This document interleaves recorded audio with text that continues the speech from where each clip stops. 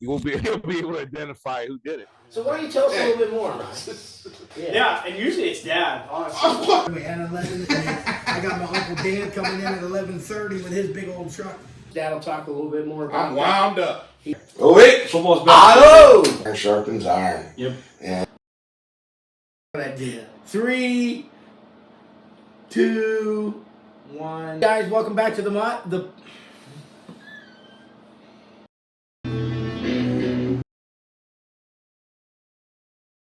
Good morning and welcome to the MacCast. We're here in the studio. We're toughing out the winter weather advisory that's currently out there, but off work today because it's President's Day, so we gotta. Some of us are off work. Some of us are off work, so we got a couple minutes here to record an episode. I'm joined as always with my brother Ryan, my dad Dan, and our official mascot Zeke. And we're here to talk to you about faith, family, and football as we always do. I think we were already talking before the show started. We were diving into a lot of cool stuff. Ryan came prepared. He's ready to talk about the Buckeyes and the future of the Buckeyes, and Dad's ready to complain about the Cleveland Browns a little bit. I think that'll be fitting as well. So we appreciate you being here, and we're just going to get started. So, Ryan, what do you got for us coming out of Columbus? Well, I mean, there's an interesting off season right now, I feel like. After coming off a national championship real high, you had a couple departures. Large changes. Large changes. And when I was talking to you guys earlier, it's not unusual to see these powerhouse national championship caliber teams see these transitions. You see Alabama, the way that Nick Saban's had offensive coaches, coordinators leave and become great successes. You know, you look at Kirby Smart, so we can dive into that a little bit later. But I wanted to kind of know what your guys' opinions you think about our guys that are leaving and the hire sort of Hartline getting an upgrade after he's been waiting his turn. He's been a Buckeye through and throughout. He started there, played a great career. Now he's becoming an offensive coordinator. And then with Matt Patricia coming in as well, you know, how do you guys see that working out, and how do you feel about that? Dad, go ahead. I think the new coaching hires are good ones. It happens even in the NFL. Coaches get plucked. That's all there is to it. When you have success and teams need a new head coach, because it's all about what have you done for me today, not about what you did yesterday. So coaches rotate a lot. Matt Patricia comes in a little unknown on the college side of things. He was a pro coach for the Super Bowl winning New England Patriots, which is a good thing on the resume. Absolutely. But how does it translate to the college ball has remained to be seen. Thing I like, he made a comment in the news for the public eye about, we're going to play tough. We're going to beat them. If they're afraid of me now, he said, wait till we bring the toughness. That's awesome. Yeah, I'm looking forward to that. I'm looking forward to the additions of both. I think in an environment where right now everybody's waiting on that tax refund. Okay, where's my refund? Where's my refund? I think Ohio State is getting their refund on investment with a guy like Brian Hartline. I think as a player homegrown, as a player, as an NFL talent, as a coach, we're getting that refund. And I think it's not uncommon to see great programs create great coaches that go on to have a lot of success. That's right. The coaching tree in the NFL alone is notable, isn't it? It's definitely noticeable, and it's a interesting dynamic. So I think Ohio State still remains competitive. I think with Ryan Day also helping Hartline with the offensive coordinating stuff, I think that'll help. And then a guy like Matt Patricia. Yeah, you talk about excellence. So and hard nose, which we talked about watching that highlight video. Shout out to do you know who created that? I do not. It was basically just a rerun of the postseason for Ohio State Playoff run. Oh, it was so awesome. Historical playoff. Historical. So I think that the toughness that the defense showed specifically in those highlights fit right into what Matt Patricia subscribes to. So I think it could be a good fit. Yeah, I mean, the Brian Hartline thing, he was already co-offensive coordinator. Sure, that's not a real big move, and I'm really excited about it because he got to spend a year under Chip Kelly to learn, some of these plays, learn the because it's all about misdirection, right? Don't you guys agree with that? Yeah. I mean, I saw more movement in the Buckeyes offensive, the formations, formations and movements that I have ever. Trying to catch the defense off guard. So you come out in one formation, you motion to another formation, and then you can put motion into the actual play as well. So yeah, it's definitely. Woody Hayes put the Buckeyes on the map, right? Yeah. Wouldn't you think? What was his style of ball? In fact, it was the whole 3.5 yards. 3 yard cloud of dust. We kind of got away from that a little bit. But the Big Ten is northern schools, Mm-hmm. winter weather, cold weather. They like to run the ball and they like to play tough defense. Yes. That's a notable Big Ten, right? This addition to like Oregon, which is a high-powered spread offense. Right.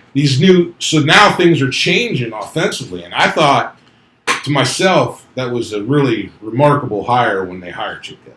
Yeah. And so I'm excited about what he's brought to the program. And what stays. Yes. I agree. Yeah. And the Brian Hartline, the main thing about him is his recruiting ability. For sure. We never want to lose that. He's young. He's relatable. He's high energy. I got to see him talk, I think, last year at a coach's clinic somewhere. But he's high energy, and he's proof in the pudding, right? He's been to the NFL.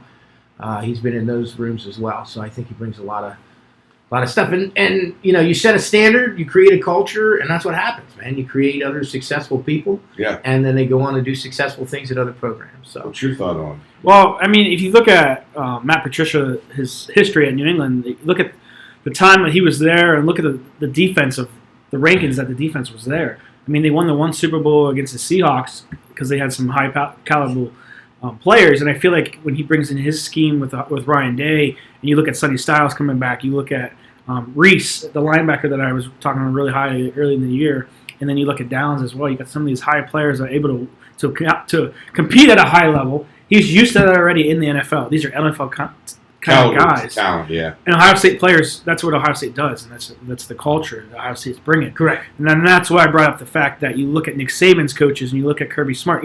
Kirby Smart coached under Nick Saban. Yeah. Okay. And then not only him, you have Billy Napier, you've got Lane Kiffin, Butch Jones, Steve Sarkisian, you have Mario Cristobal. You have all these high caliber coaches that leave and come in your program. And I think Ohio State's becoming in one of those, and they've always been there. They've always been knocking on the door in the playoffs, and they've won in the BCS. They won in the first 4 playoff games. Now the first 12. They've been there. It's not like they're new to this caliber, but now you're starting to see coaches turn over like these other 2 powerhouses. And I think if you look at the recent years, Alabama has been the top dog for how many years? Then he went to Georgia. Now are you finally starting to see, is Ohio State going to be that top dog? You're talking like dynasty-wise? Dynasty-wise. The Jim Knowles move, though, got me. Because he moved laterally. He didn't move up. Yeah. Most coaches move up to the head coaching role somewhere when they leave as a coordinator. He left and stayed lateral and just became another defensive coordinator in another school. Now, supposedly he was offered more money. I don't know if that's true or not. He was getting paid $3 million. They made that public. Yeah, I think I read an article that kind of alluded to potential philosophy differences among coaches. So that could be too. He's an older guy. We talked about him earlier in our season in the episodes about coming to the McDonald's coffee. Just a hardworking guy. Very thankful for Jim Knowles. Absolutely. Well, Not. I'm a little nervous. We got to face him. Yeah, because now I don't want to face him. We got to. He showed us what he's got. He's at Penn State now with joins Franklin's staff, so that's going to be exciting. Especially when I don't know when we play them next year, but that'll be an interesting matchup. We're gonna have to. It's a home though. Oh yeah. Well, so somebody said that that's where Jim Knowles is from. He's from Pennsylvania, close to the Philadelphia. Western Pennsylvania. Oh, okay. Eastern Pennsylvania. Yeah, he's closer to Philadelphia. And, that's clear. And when you talk about this old-fashioned kind of guy, brings his coffee cup. McDonald's. I don't feel like he's the type of guy that's trying to chase all the money or trying to become higher than he is. I think he's that kind of guy, and we have to honor that. I think because of his departure, and I think we have to respect him for his choice. Sure. If I had to pick one thing about his defense, it would be the fact that he would give up a lot. He wouldn't give up no big plays, but he would give up a lot of yardages in between. Once you have everything in front of and him. then by the time they got in the red zone, buddy, then they buckled down and said, all right, that's enough. Yeah. And so I wonder, now that you mentioned the fact that there might have been some different coaching philosophy there, Yeah. I wonder if that was part of it.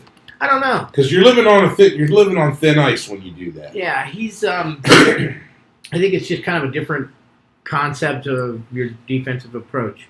I think Ryan Day was talking in a pregame in that video about, he goes, I think they play cover one all game. These dudes play man. They make you beat them.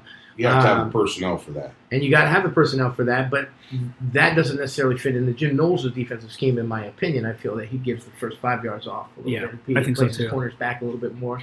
And I think 4-2-5 specifically is his success. But I also think that different defensive schemes, different defensive minds sometimes come and butts heads. I don't know. How about I'm just Caleb a Downs? guy in a garage. There in could be Ohio. another issue, right? What's that? There could be another issue. One of the reasons. You think Caleb Philosophy. Downs? Caleb Downs, they say, is smart as a coach, And he coaches on his field, and he's hard on. He's like, "Hey, what are we doing? This don't make sense." And then he'll tell them what he thinks, Right. and they're like, "Where's this dude from?" I mean, Sorry. So it could have been a player coach. Could have been. Difference, too. You just don't know. You're never going to know unless Yeah. somebody comes out. And you know with- what? And they're all professional enough to keep that in the house. yeah. Yeah. And I think that's when you start hearing the drama and the different things like that, that's a lack of professionalism for the program. Right. I think when people can choose the higher road and say less, I think Ohio State has done a really great job of that. I was proud of Ryan Day for all the things that he went through after that Michigan loss. Absolutely. He didn't come out and get in the public and badmouth coaches and try to defend himself. He just said, "All right," because it was what did Herbie call it? The fanatical fringe. The lunatic fringe. The lunatic fringe. Yeah. Man on a mission. I mean, whatever was said in that meeting, and Ryan Day has preached about it before, is that he had to prepare for an NFL-like schedule. So when it was time for business, you definitely seen them turn the switch. Flip the switch. Flip man. that switch, and as soon as they went into Tennessee and saw that color change, they were like, People, Ohio against the world all over again, and it's never going to go away. but I tell you, I watched the video, some private video, a guy that went to the game from Tennessee. Mm-hmm. He respected his whole video. I wish you guys could watch that. It's by a Tennessee fan going to the Ohio State game. He was so respectful of he wanted to see the stadium. It was a bucket list for him. Yeah. He wanted to go to the Skull session. He wanted to experience the walk from Yeah. the Skull session to the stadium. Yeah, and this is a Tennessee fan dressed Pretty cool in orange. stuff. And he's amongst his Tennessee fans that are over there against the fence line watching the team walk. Yeah. And some of them were booing. You're going to have that. Yeah. I saw a couple birds flying, I think. But other than that, I thought he was very respectful with it. Uh-huh. And he showed the stadium. And at times, you could see a lot of orange. But then at times, there was a lot of red in there, too. Scarlet in there, too. So it was kind of 60. He said 75-25 or something like that, 70-30. But I think it was more like 60-40. Yeah. Okay. Cool. I think we're forgetting one key person that really was dynamic in that Ohio State team, and that's Jesus Christ, man. Oh, man. Dude, I think having the type of players like Travion Henderson, Emeka Egbuka, G. Scott, Yep. being able to quote scripture, I want the shirt. being able to be that type of an influence in the locker room, in those pregame speeches, if you're playing on a field with a guy of that high a caliber, I think it just takes it to a whole nother level. And them using their platform this year more than ever, talking about Jesus after the games. And we saw that in the Super Bowl, too. It carries over. It's not unique to Ohio It's State. spreading. But It's I think spreading like wildfire. But I think Jesus was on that team a lot more than what we realize, and as far as in the minds and the hearts of the players on the field. That's awesome to see, too, man. Yeah, I mean, before, all I seen was John 3:16 signs. sure, but it's That's just about, so you much. could catch it like behind when they kicked, Yeah. behind the goalpost. And that's about all you've seen. People were Mhm. afraid to show their Christianity out Yeah. in the open. I'm sure you've seen it. How about the shirt they came up with? Jesus won. Yeah, Jesus won. those Yeah. were- Did you see it? I've seen Those that. I big- want one. It's pretty Yeah, cool. they came out with that shortly after they baptized like hundreds of people on campus.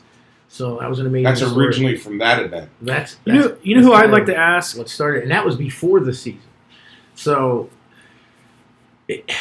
I mean, even in some of those touchdowns, celebrations Travion Henderson did, Jesus loves you in sign language. I think Not Omaha. What was his name? I hack it up. The defensive lineman, very significant. From Ohio State? Yeah. JT Tuimoloau? Tuimoloau, yes. Sorry about that. Tuli Moore.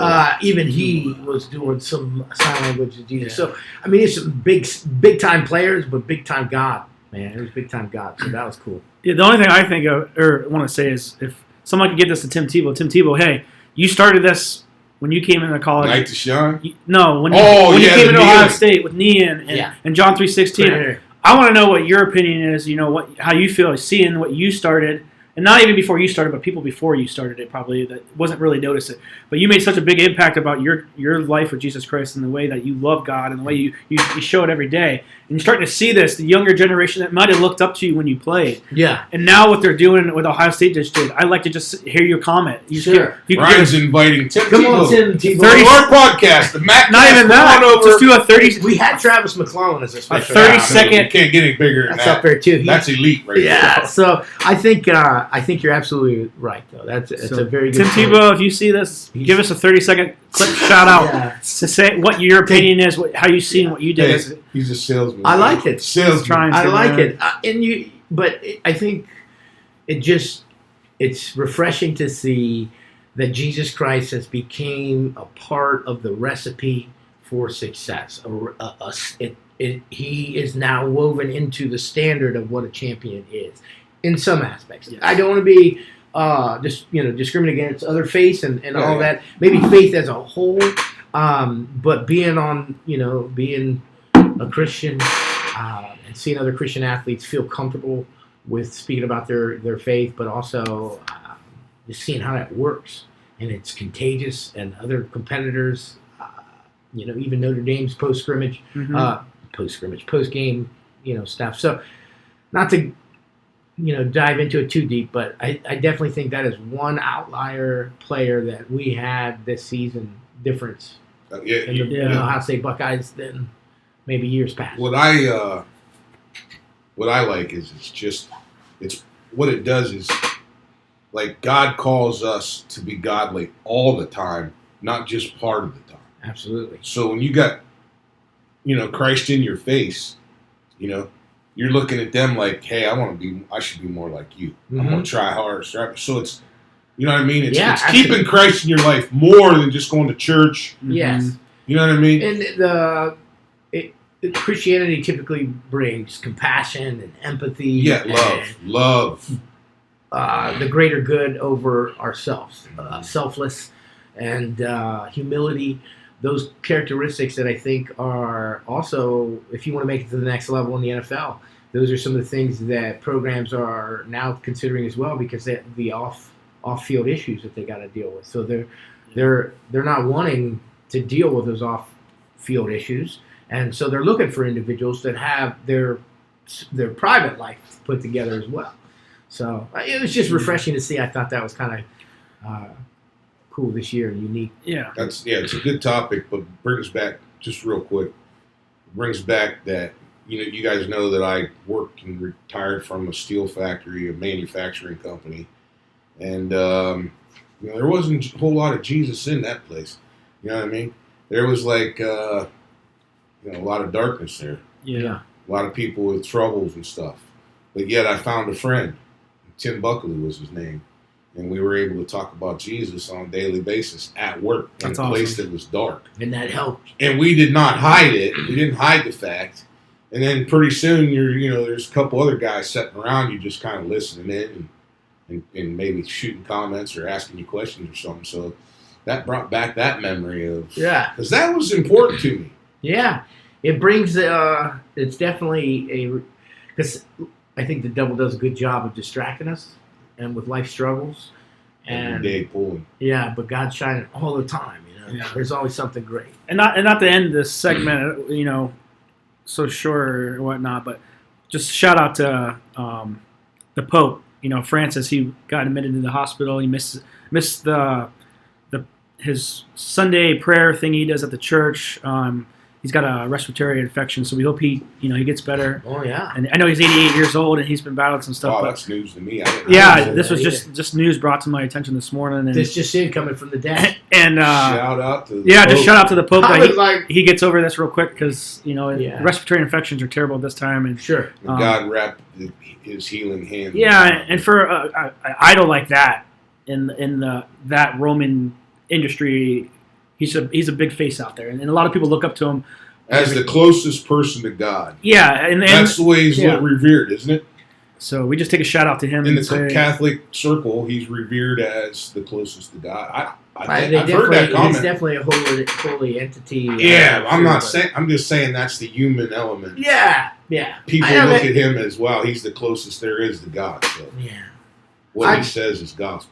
Yeah. And then if you ask Martin Luther. Yeah, it's totally different. Or, if the Bible says children are the closest to God, and I'd be willing to argue that that's pretty spot on too. Are we going to talk about the upcoming season? Then didn't you want to talk about that with Buckeyes? we don't have to touch on it right now. I'm not really. Like, are they going to reload, or are they going to be? Yeah, we were talking about offensive linemen. We talked on the quarterback room. So the quarterback room. Obviously losing Howard is huge. Mm-hmm. But like you said, Buckeyes reload. They got Julian Sayin, who was a 5-star recruit that Alabama really felt high on him. Transferred to Ohio State for a reason. I think he obviously saw the talented receivers, the culture that Ohio State's got. Yeah. And he felt like maybe with the depth chart that they have right now, it fit him the best to get in there right away. Maybe that's his decision. But you can't outside look of the big kid that Ohio State's been looking at for a couple of years now, St. Clair. He's the top-rated quarterback coming in this year. I think he just beat out Underwood. From Ohio, or is that 26s or 27s? No, he's already enrolled right now. No, I'm saying there was a high school Ohio kid that they're recruiting too. I think it's maybe in 27. Might be a couple of years, but St. Clair is a big This name kid for a is while. 6'5", 210 pounds. Who's that? St. Clair? High school player that they're looking at for like 27. Oh. Mm. But my question to you is: do you guys trust Ryan Day as far as making a decision after? I do. You have to after you just won a national championship. Well, not just that, but he let someone get out of the building.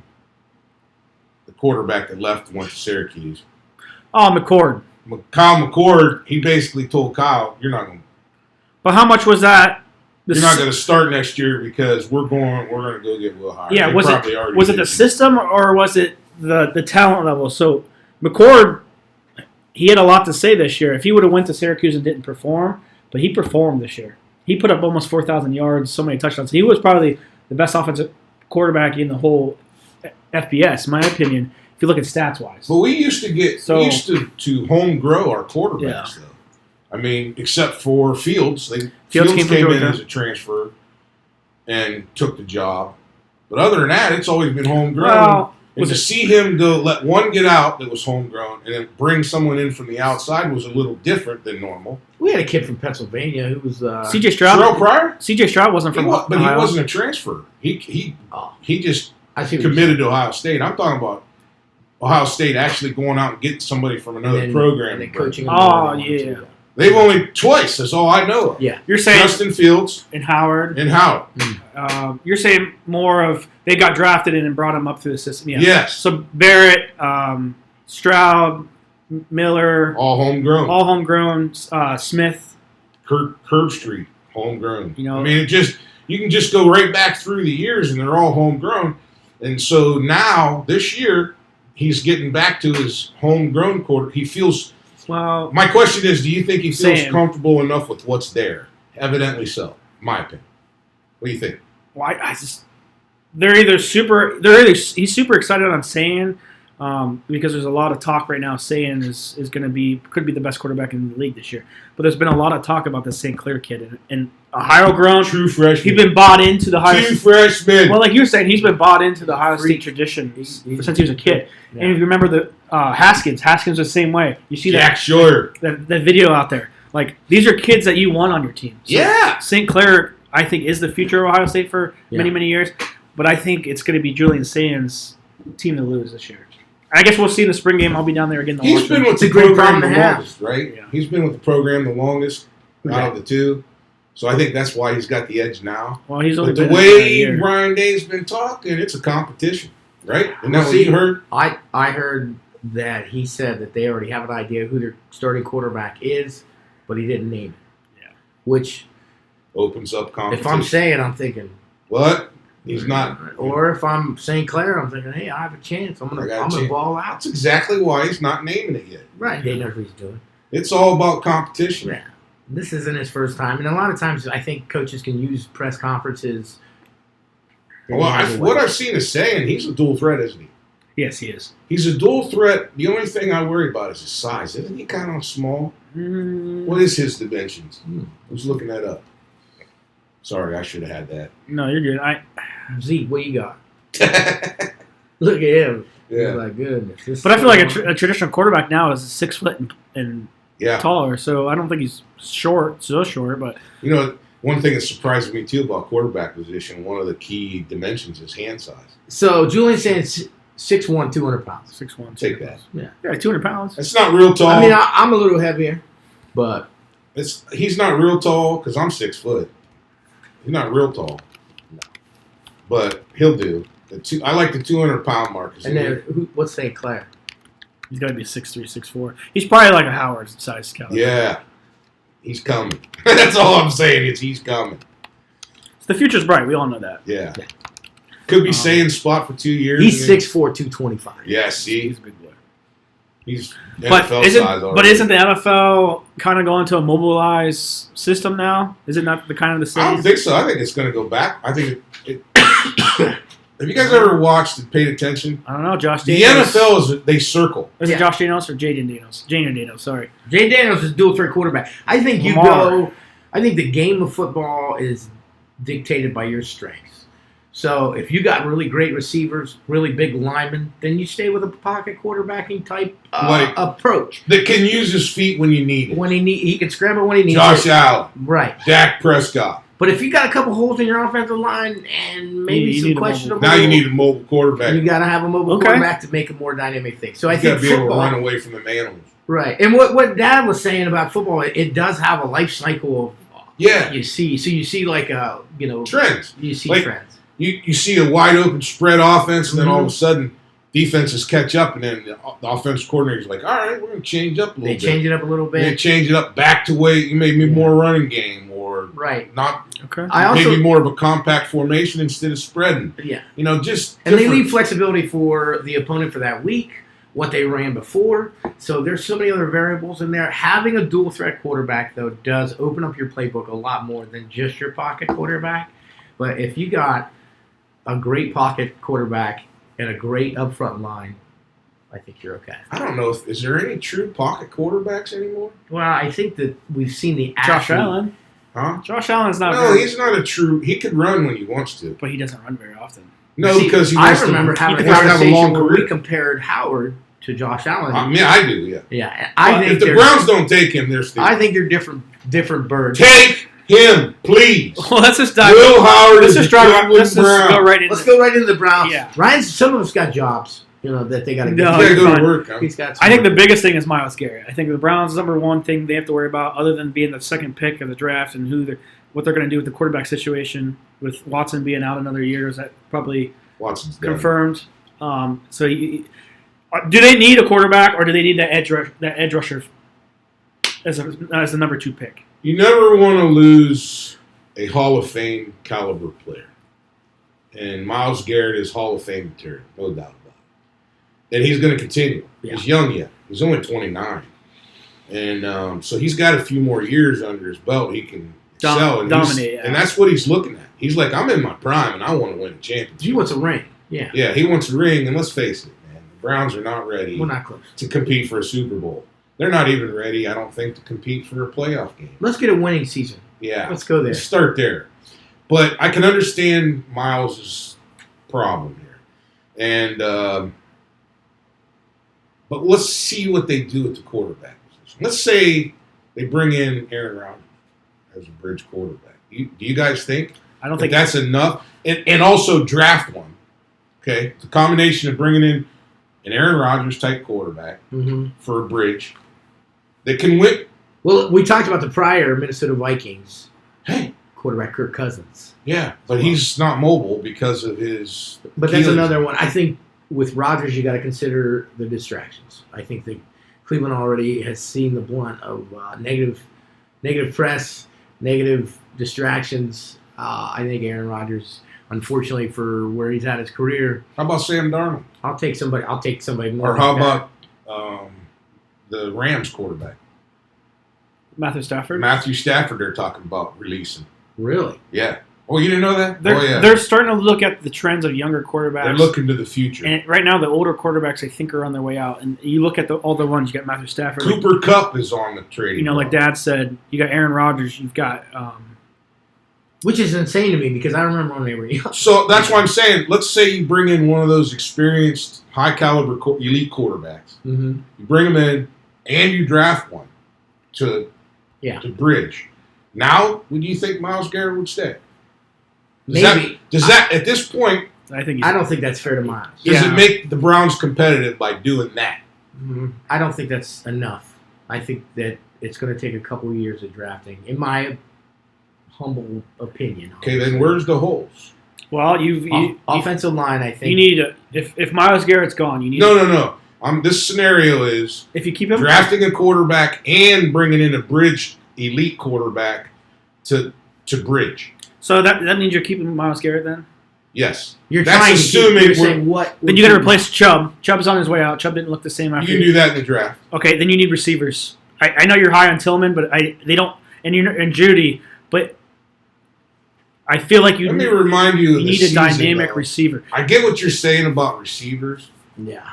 but you remember Jarvis Landry? He was He did, and he was a slot receiver only, and he did more than the hot shot, Odell Beckham. That's because He was more productive than Odell. Odell took a lot of the coverage. Yeah. Yeah, I don't know, man. Juice took left. a lot of beatings because all his routes were across the middle. I don't know. I just see the trend. Which are typically... Shout out Jarvis Landry, baby. And that could be a lot with the quarterback. I like him. I remember it. Both of them were LSU boys, weren't they? Beckham He and... brought a little swag back to Cleveland. That's what I see. Yeah. Well, that's He did. He definitely did have some... I don't know. I just see the trend of top-ranked receivers.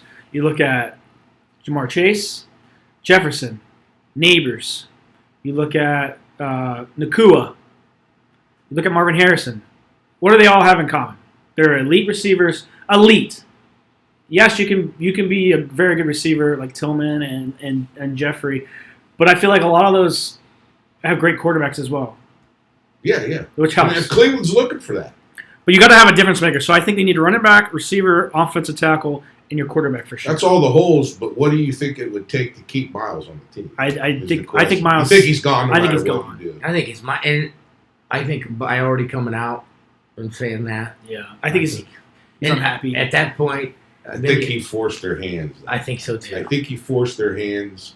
Yeah. Evidently, because he says, and I trust what he says, that his foresight for the future was not the same as the front office. That's what it sounds like. He didn't even say specifically who, like if it was the general manager or not. It could have been somebody like Paul DePodesta or somebody like that has a lot to say. Maybe he knows that they're in a rebuilding year, and he sees it on the table. They're writing on the table. Okay, so I see. And let's go back to Judy real quick. Yeah. 90 catches, 145 targets, 1,229 yards. That's the sixth ranking The first receiver. over 1,000 yards receiver we've had. And that's he's strictly a slot. Number 6 in the NFL at the end of the season. And you also got. So we do have a decent receiver. They also have the kid they got from the Jets. What's his name? Elijah Yeah, Moore. Elijah Moore. I'm high on him too, but he doesn't He's get fast. he doesn't get the action because Jerry Judy's better. Okay, so if you don't think that's the receiver, then you got to get it. I don't. Oh, I'm not saying we can't go. I don't think they go out and waste- get Higgins or. I don't think they waste bringing in an old quarterback and drafting a quarterback. I think you have to have a bridge. You got to have somebody. Well, to work you with you the still bridge. have you still have Jameis Winston there, correct? He's not under contract. Okay, so Signed a 1 you don't year. think he'll bring? He was broadcasting for the... He kept asking all the Super Bowl people, what's your favorite color? Hey, I would love to have See. Jameis stay in Cleveland. I'd love to have him on the podcast. So if he's not there and Watson's hurt, who's going to be the quarterback? Huh? DT. Who's that? If Watson's gone They're and gonna- Winston, they have no quarterback that's fit, that is going to be. It's coming to a point where they got to established. I heard they had open tryouts. DTRs. DTR is gone. They don't have faith in him. If Winston's gone and Watson's Because gone, they're not going. It's DTR's turn to get paid, and they're not going to pay him. so it almost. I feel like the front office wants to make this Browns organization turn a corner. When you get rid of Garrett before the draft. You have to be able to get an extra draft pick. You take a high talent quarterback. Ain't gonna happen. You take a dual quarterback too, and you get a top quarterback still in the first round. I think. That's the only way you can make the season turn. Okay, that's your opinion. Okay. You can't bring an A-Rod in here and have the. You're not gonna have a better season than you would Winston. I feel like. The other dynamic you got to consider We is brought in Joe Flacco and made the playoffs, man. He went on a playoff run. That's all there is to it. He got us to the playoffs. Magic. His win, that run that he made, propelled us into the playoffs. And we we've seen did it it with done- Joe Flacco off the couch. We've seen it done before with Ryan Fitzpatrick. Yeah, Ryan Fitzpatrick. Because I said magic, so it made me think of him. Yeah, so I think like the USA Canada game hockey match. There's so many fights. The Browns are just fighting their way through one position at a time. Yeah. That they're just struggling. There's fights dropping left and right as far as where holes they need to fill. I think it's kind of a fast sinking ship that they got to plug some holes before. So then the best option for the Cleveland Browns is to trade Myles Garrett to a contender and take those picks and you might as well do a rebuild. Then, and I don't know if they're willing to do a total rebuild. But because they got a lot of talent on that team. I mean, yeah. So maybe it's not a total Ford rebuild, is but- Ford. you're 3-14 Ford last year though. You got to rebuild from that. Yeah, but we had a lot of injuries in key positions. You lost 14 Offensive games though. line, offensive. They wanted a high draft pick because they know they need a QB. We're in the QB market again. Yes. So they know it. So they're going to take a quarterback. They've been here before. They're not going to outcoach anybody when you know you need a high draft pick. So the only thing they coached was stay below this team. I think stay below the I New think England Stefanski Patriots. was coaching for his job there for a little bit. Okay, so what Because do of you the think? controversy. What do you think the feeling in the talk in the locker room is right now? With coming off of 2 bad seasons, Myles Garrett wants out. You don't have a quarterback. Watson's distraction. Season, it wasn't bad. They're going to have to rebuild, I think, because 2 seasons ago they made the playoffs with Joe Flacco. Okay. Last season was the season that they dropped off drastically, and it was because of Watson. So, but there's Because they had their quarterback, and he was a flop. He turned out to be a flop. I'm sorry for the guy. I think that he lost his confidence, and once you lose your confidence and you're not sure what you're seeing, you see him in the highlights. He's dancing around, looking, and won't pull the trigger. And it's like, what are you doing? He's doing the Kendrick Lamar dance. Yeah, there you go. And so to me, that's pure no confidence in what he's seeing. Right. And I think until he gets that back, he's not going to be competitive. And I feel bad for him. Yeah. I like the guy. Okay, well, if you think the quarterback is their top priority, and I think so too, do you think more they're going to get a established quarterback who's been around the league and then bring a young guy in? You have to. So if they do that, you think the top 5 quarterbacks, you got Cameron Ward, Sanders, Gabriel, Milroe, and Howard. You think those 5 are gone before they get a chance? Because to me, in my mind, those are the top 5 quarterbacks probably. No, I think they can get Will in the 3rd round. Maybe if they want him real bad, they might get him in the 2nd round. Say those top 5 one more time because you said them a little fast, and I was looking at my phone. So yeah, you have Cameron Ward and Sanders are probably going to be gone in the first round, right? They're probably going to be gone in the first 5 picks. And I like Cam Ward going to the Browns. I think I said that in our mock draft. Yeah, I know. Then you've got Dillian Gabriel, who I am really high on because of what Bo Nix did this year and the way Oregon's offense performed and that quarterback coach, what he did with Bo Nix, bring him in. I think Gabriel is going to have a stellar year. He shows if he good goes, offensive mind. if he goes to the right team, I think. Okay. Now he made some minor mistakes. I think throwing interceptions. He needs to get with a good quarterback coach. Yes, I think if he goes to like Arizona with who's their head coach, Kyle, or I can't think of his name right now. Anyway, aside that, Milroe from Alabama. Milroe from Alabama. He's a big quarterback, strong, but I think he didn't perform very well in the Senior Bowl, and I don't know how much of that Senior Bowl really matters when it comes to the combine and pro days. And then you have Will Howard at number 5. Latest rumor they were going to go get. Who'd you say earlier? Dart. I forgot. Jacksonville's quarterback. Isn't Dart out there too? They're talking about him going to Trevor Lawrence. They're talking about T-Law coming to Cleveland? That's the rumor. That they want to make a trade with Jacksonville to get him. And Jacksonville they have a top, they're 5 pick. So That's it. That'll be interesting. I mean, that's the talk of the town right now. You brought up Sanders, didn't you? Shador, if they could possibly take Shador. It's all a cloud of smoke right now. You think Dion lets that happen? Dion already said he don't. It's not. He's not going to. He's not going to interfere. Not going to get involved. Okay. Do you think that Sanders would come to the Cleveland Browns? Yeah. You don't think he'll pull the old? Who was it that said he was going to go play baseball so that he could get drafted to the team he wanted to go to? You remember Eli Manning? Eli Manning just came out Eli and said, Manning. I'm not going there. Remember that? I'm not playing. That was Eli, wasn't and it? he forced that his organization's hand to trade him to the Giants. Okay. And it worked out for him because he ended up winning 2 Super Bowls and beating New England. I'm not going there. So, I mean, we can't. The NFL cannot let that happen. Players dictate. There's a lot of money, though, involved. Yeah. So I'll be interested to see how that happens. So think about the Sanders. Is it going to be a Sanders effect? Is Dion, if you're saying he's not going to make his... Maybe he comes in and makes a positive impact on the Browns organization. You got to Deion Sanders maybe giving them pointers or talking to him over the phone or whatever and saying, just giving them... At the end of the day, it comes down to being a business. So, yes. like Taylor Swift brought a lot of business to the Kansas City Chiefs. Well, they brought it to the NFL. To the NFL. Sanders is kind of making his legway in Colorado and brought that program back up to where it is. And if Sanders does really well for whatever organization, I think that's going to help. It's a business decision, I think. And I think if you look at the top 6 picks, 5 of the top 6 picks need a quarterback. Now, there's talent out there that are better than some of the later end of the quarterbacks, like Abdul Carter. I think Abdul Carter is going to go 1 or 2. That's what they have. That's a lot of the mock drafts that I've seen. And if I think Myles Garrett, if he's gone, I think you got to take him. There's your replacement. You got to take him because what he did on the defense and how that's, like I said last episode, is it's a high-paying position, almost like a quarterback is. It's a very important piece of your defense. It's like the quarterback of your offense. Mm-hmm. I think Abdul, he's going to go. I think the Browns take Abdul. He's more of a value than trade Myles Garrett for another pick and grab one of the later quarterbacks. They're going to get more than 1 pick out of that. So they're asking for 3 first rounders. So right if you're now. the Browns, you're excited because they're not even entertaining calls. But that's what I heard. That when they say, "Hey, 3 first rounders and we'll talk." Yeah. Oh, we ain't doing that. All right, sorry, we're not. How many weeks away are we? So the NFL draft is in April. I had it pulled up here and I lost it. The NFL draft is on April 24th, but the combine is in less than a week. So this is the 17th, the 23rd. So you're talking this weekend. So our next podcast could very well be a different topic. Yes, it could be. It could be about just not different topic, but different discussions on who's who. Because let me ask you guys this: does the value of Myles Garrett drop? Sundays when it starts. If they wait until after the draft to move it. Yes.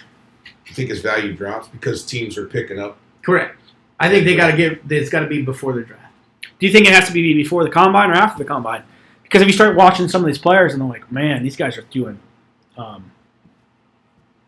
they start putting up the numbers. Yeah, you start putting the numbers and seeing their athleticism, how crazy they are. Mm-hmm. You can see everything on paper, but until you actually see them live, and the Senior Bowl, I think, is just a joke, almost like the All-Star.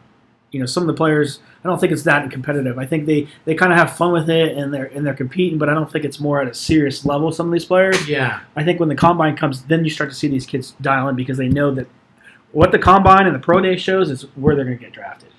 A lot of time, the data helps people feel better about making decisions. Yes. However, sometimes the data does not always prove to be a good football player. That's true. Because there's been past examples of dudes that did really well in the combine, but didn't study tape, didn't pan out, or got injured. And I think that's why we see the All-Star game being affected that same way, because it's such a multi-million-dollar business now. That if I risk playing 110% in the Senior Bowl, is the cost-benefit analysis, and any agent is probably saying, "Hey, their bodies are play their company." But exactly, their body, and not only that, I think at this day and age, with the type of athletes, a lot of times it represents a generational change for them. A lot of these athletes come in, and it changes their generations after them. Like their children's children are positively affected because of their ability to make it to the NFL. Generational wealth. What about And if they manage it well, that was a whole Let other me give you this scenario then, discussion. real quick. Yeah. What if the Rams got involved in a trade for Myles Garrett, and they would trade Cooper Kupp and Matthew Stafford and this year's first-round draft pick for Myles Garrett? The Rams would be giving up too much because they want it. They're cutting him. They're going to release him if he doesn't get traded. so they'd be Cooper Kupp, they want rid of. yeah. If they want to get rid of out from under his contract, and so he's gone regardless. So why wouldn't you throw him in on trade? because They want to replace their quarterback too. what they're gaining is not worth what they're losing. They're losing a quarterback, then you have to draft one. But if they give up their first round pick, then They're they're rebuilding. If at that point you're Not getting with- rid of your elite quarterback, not with the talent. I think it just depends on where you value. You don't rebuild if you take Myles Garrett. You're not. Myles Garrett's not going to go to a team that's going to rebuild. So if you're an organization, if you're going to grab Myles Garrett, you're not going to have him come in and be unhappy if you're not going to be compete for a Super Bowl. so you're saying that would never materialize. I don't think Myles Garrett. I guess it's not his say, right? It's the Browns organization's say because he doesn't have a trade clause, right? Right. No But trade. Myles Garrett already made it his foot out there. He wants to go to a competitor. So Rams made the playoffs.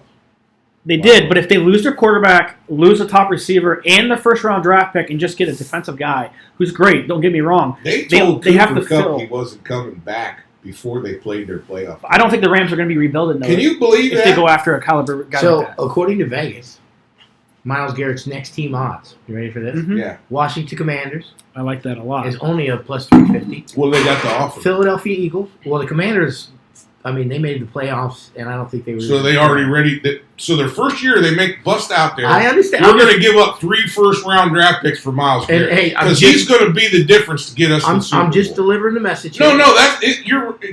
But listen, the top 3 teams are going to like this: He needs a defensive Washington Commanders, which need a defensive end, Philadelphia Eagles, which the Eagles are Super Bowl, and I think they're the best team coming back in. and this says Cleveland Browns. Then Browns. he doesn't go anywhere, Okay. and he stays. That's They're in the possible. top 3. So No, he is part owner. and then of the Bills, Cavs, right? Bills and the Lions obviously are in there too. So those are the top, 4 or 5 landing spots. One being Cleveland, which I think is ironic that Vegas thinks the odds aren't that. He Great. bought part of the Cavs. Well, that's a great. So he's a investment. hometown guy, and he's always been a hometown guy since he came in. So maybe they could convince him. I don't know. It'll be It interesting. could be. You don't know. So It's you- all smoke screen. Everything's smoke screens Yeah. because they're trying to get the best deal they can get. Right. Yeah. And And so Washington, do you want the 29th pick or do you want the Eagles 32nd? yeah, that's what I'm saying. You know who? Yeah. It's The very, Eagles. What do they got to give up? Well, They're going to give up a bunch of first round picks? I don't think so. Not that organization. the Eagles? I mean, they got By everyone. the way, that's where Andrew Berry came from. They have the best defense, and if they get Myles Garrett next year, oh my gosh, look out for Philadelphia. it'll be interesting to see. I'm that's shouting for out now. If Myles Garrett goes to Philadelphia, they're going to He ain't repeat. going to Philadelphia. Um, I'll guarantee you that. Yeah. So They don't have enough draft stock to give us. I think the future is definitely going to He's be. a generational player. Absolutely. I And agree. teams just, this doesn't happen. I saw a guy today, one of the NFL analysts said, this stuff don't happen very often. That a generational Hall of Fame player Yeah. gets up and moves. Right. And a team just allowing him to, sorry, hey, thanks for what you did for us, but okay, see ya. No. They gave up a first round draft pick for him. They brought him along. They helped him get where he's at. Yeah. And now he's just going to automatically turn his back on the whole organization. And let's say every Sunday the Cleveland Browns gamble that he's going to go out there and not get hurt He wants a ring. because he's only if you get a season-ending injury, your chance for a ring go out the window tremendous. Did you see him, though? So Have you seen him? he is definitely a specimen. But what I'm saying is I don't think he's human. Cleveland Browns argument. They're also taking a gamble. Yes. Mhm. And that he remains healthy. Because what do the statistics say? Okay, if a guy's healthy this long, is his chances of getting injured higher? I don't know. I don't see those stats, but those are, I'm sure, things that the There Browns are is considering probably too. that, yeah. So, I mean, it would definitely have to be, there has to be a kumbaya moment maybe to bring them all back Yeah, together. I'm convinced he's gone. I don't know. I'm not It's totally- going to have to be, he's going to have to come out and say, hey, look, you know what? I was, my first comments were, I think Cleveland is got a place, because how do you say you want to go to a Cleveland place has that to has, make the moves first. okay, There has to be certain moves made before he would even consider coming back. That's At for this point, I don't even think he's considering. No. I think he's pretty. His mindset is, I'm out, Mhm. and I'm sorry, but I'm out. I need to being an organization that's trying to win a Super Bowl and close to it. Yeah. You guys, I feel, he's coming out saying, I feel we're not on the same page. Your direction's somewhere different. And Myles, I kind of agree with you. And Yeah. so I hope that maybe his comments motivate the office to make some moves in a direction that would make them more Super Ryan Bowl was contenders. right on point. They didn't have a running back, a real threat. Now, Ford is functional. Yeah. He can run the ball. He Mhm. has shown that he can bust some plays here and there. Yeah. But he doesn't cut like Nick Chubb did. He didn't have the vision that Nick Chubb did. So Ryan's right. They didn't have that back as a threat. There was no threat in the backfield. And they was hoping that Deshaun Watson would help that situation because he was runner too. Mhm. And it didn't. It didn't pan out because Watson got hurt his Achilles, out for the season. Yeah. But we were blessed with Jameis Winston. Anyway, I don't feel that the Browns are that far off.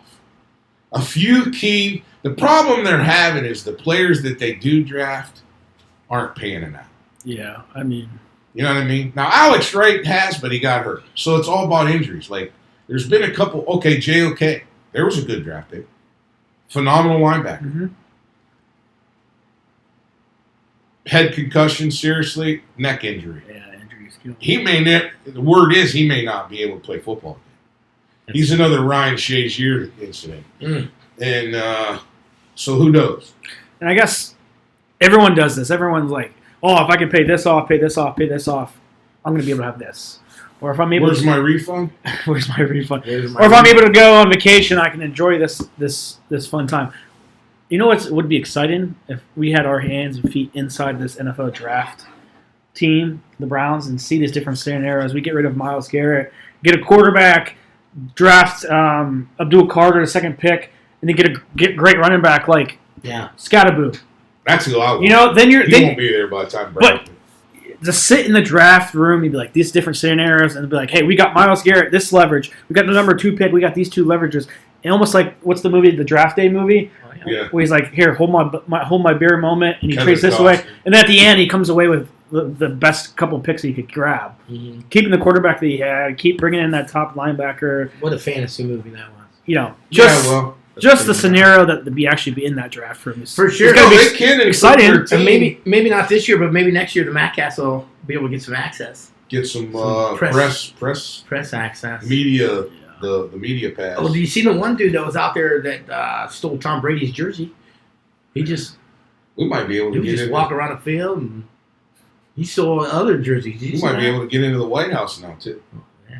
I'm serious. They're kicking out, the old timers, the old time the That's news what- agents, and bringing in some off the wall street stuff, And we can do it. which We is can kind do of cool it. in a The way. Maccass, yeah. People that opens up the door. for Alternative people. media is taking over. Yeah, it's like opening up the door for podcasters. Yeah. Well, I mean, I think it's going to definitely be interesting, the future of I think sports in general. I know there's a coach on staff, Alex Ballantyne.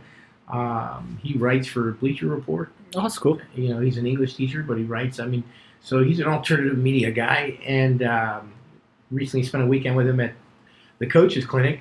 That guy's a wealth of knowledge, and so with the old school. Boundaries that used to be there for people to use as a platform to express their knowledge or interested in conversation and stuff. Guys like him, he's getting his word out there too, and it's interesting. I actually prefer to read what he writes Compared to some of the main, Yeah. some of the mainstream. So It's we'll see. alternative. But you're right, Ryan. You're exactly right. If they can get the run, let's say they take the defensive end opposite of Myles, Yes. and they can get that running back in the second pick, take Will Howard with the third, and go to free agency to get your bridge quarterback. You guys. Perfect scenario. Now do you think he stays? You guys love Will Howard. Yes, I do. Do you think I mean, I do as a he Buckeye. led Ohio State to a I national do as a championship? Buckeye fan. I definitely do as a Buckeye fan. But I just. What did he go? 14 for 14 right off the bat in the national championship? I am not putting down. How does any bad quarterback do that? I How don't. does a I just quarterback? think it's a gamble. What do you think is his weaknesses? Well, Now keep in mind, Ohio State did not want to run him. Yeah, and I guess They held him back I guess that's until my apprehension. the playoffs. Same thing with Stroud last year too. They didn't want to run him. Yeah, this is true. We'll see. Because, I mean, when you do run your quarterback, you risk injury. Yes.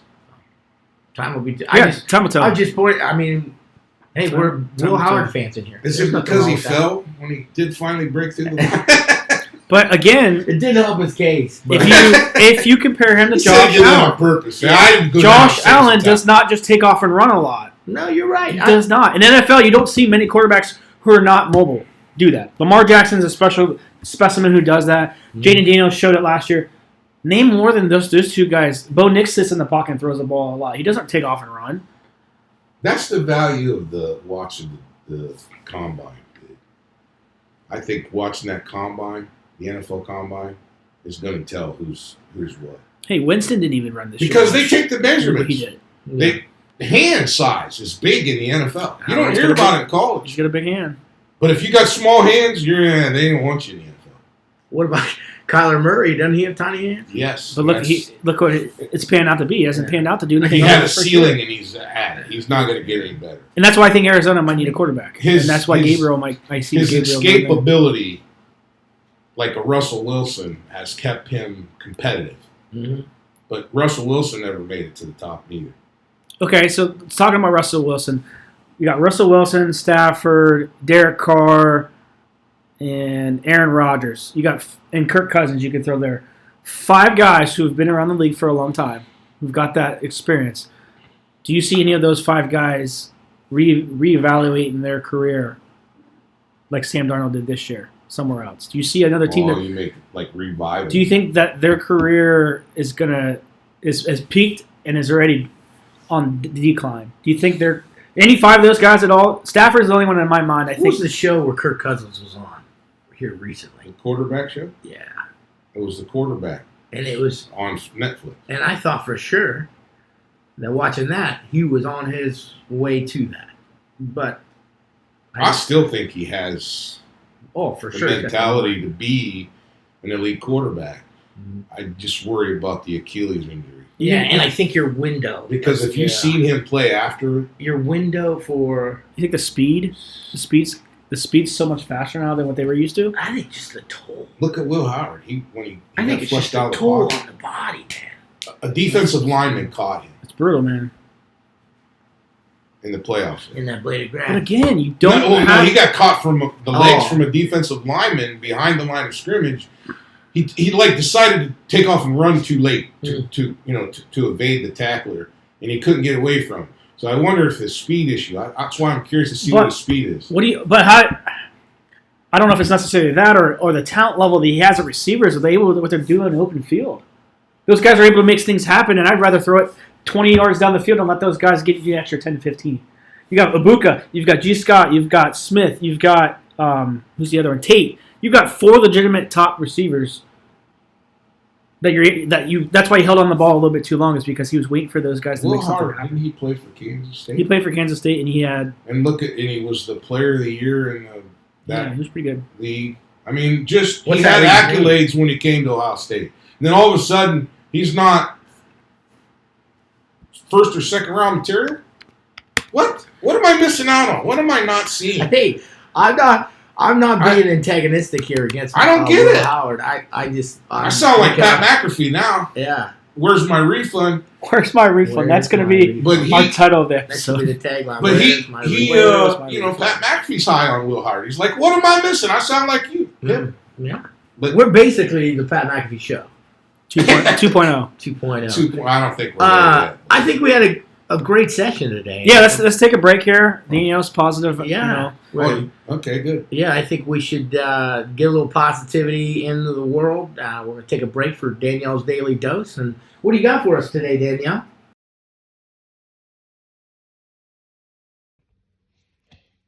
Hello everyone. Hi, my name is Danelle McClellan, and welcome to Danielle's Daily Dose. Today I want to share a story about a race car driver and his faith in God. So my 3 main parts are: 1, winning faith. William Bryan won the Daytona 500 2 times in a row. He says God helped him reach his goals. Number 2, a special school he went to was William went to Liberty University, a Christian school. It helped him grow in his faith. Point 3, a Bible verse for racing. I liked how William kept a verse on his dashboard that had a Bible verse that said Ephesians 3:20, and it reminded him that God had a plan for him, even with his racing that he liked. And in closing, it is so cool to see athletes share their faith. William Bryan does trust God, and it helps him in racing or whatever else might be in the world. That's all for today. See you next time on Danielle's Daily Dose. Back to you, Jason and Ryan.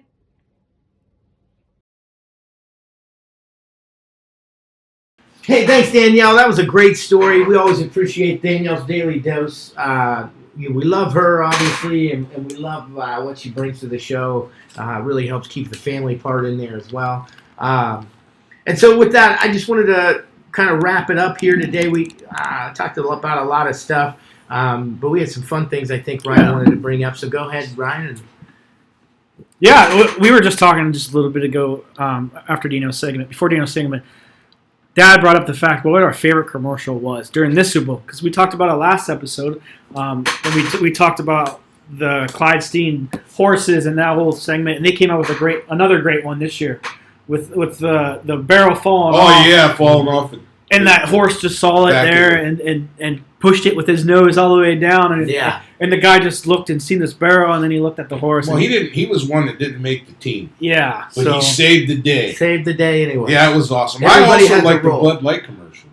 Yeah. The one with Post Malone. You know you can't drink on commercials. Yeah. So it's and then they were shooting them with the ready? leaf blower. 5, 4, yeah, 5, Yeah. 4, taking that T-shirt 2, to a whole new level. Yeah. 1. So as a family this year, I printed out a bingo card, and so there were I don't know how many, but there were multiple different companies: Doritos, Bud Light, Pepsi, Nerds, Pepsi, whatever. And then as they came on, you crossed it off on your bingo card. So it engaged the people that weren't really paying attention to the game as much. But there were Colin and his girlfriend. Surprisingly, he has one of those. So she was over, those two, myself. So we had about 6 people playing. And it made it fun. But my favorite was probably the seal commercial. That was him as a seal, him embracing that. I've seen that like 3 or 4 times since the Super Bowl. I laugh every time. Yeah. It's hilarious. I remember during my deployment, we had a lot of time when we were spending it in tents, and my one buddy was in it. His name's Bobby Cotton. Shout out to you, Bobby. He was in a sleeping bag, and he was talking to me like this, but his feet were up in the air, and he called himself the merman. He's like, I'm the merman. I'm the merman. Because he was playing with it like a fin. So when I saw a seal like that, it made me think of you, Bobby. So that was a cool side note. Back in the Marine Corps days? Yeah, back in the Marine Corps days, for sure. It's crazy. It costs, for a 30-second clip, it costs $7 million. That's crazy. So you got to look at some of these like big companies who are able to even do these. My favorite was probably, we talked about it earlier, the Doritos one, where the guy was eating the Doritos and the force was kind of kept taking it away from him, and he kept fighting it. And then all of a sudden, a beam of light came through, and the guy was holding on for dear life, and all of a sudden it was like, boom! And then the next clip showed like the alien and him were just enjoying a bag of Doritos together. That was good. That was classic. I thought that was a very, with creative. the way creative, with aliens being a big thing, trending thing early last year, and then whole UFOs, and then the Doritos just being. Yeah, it was a good play. Yes, it was a great play on that. Well, hey. Well, thank you for joining us. Please hit that like, that subscribe button. Share it, please. Yeah, share it. We're on TikTok, YouTube Shorts, Facebook. Where's my refund? Yeah. Where's my refund at? We're out there. And if you don't, you don't. Well, that's all right, too. We're going to continue doing it anyhow. So haters going to hate, right? Proverbs. I want a refund for every time I watch the Browns lose. That's kind of Dad wants a refund. I kind of would like a refund of this last season for sure. Can we get a refund on that? Hey, with that being said, God bless. Take care. Have a good day.